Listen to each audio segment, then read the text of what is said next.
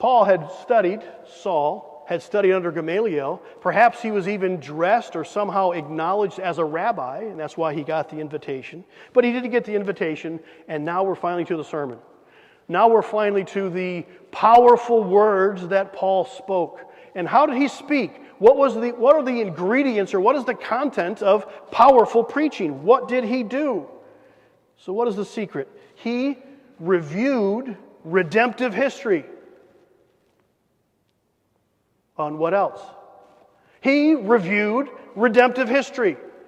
He said what God had done in history, in fulfilling His promises, and in working salvation. We don't seem to get thrilled at that, about a rendition of what God has done in history. That's the basis of all powerful preaching. This is what God has done in time and in space. This is what our salvation is, what God has done. He gave them a history lesson. One, basically, that they already knew and that they completely agreed with.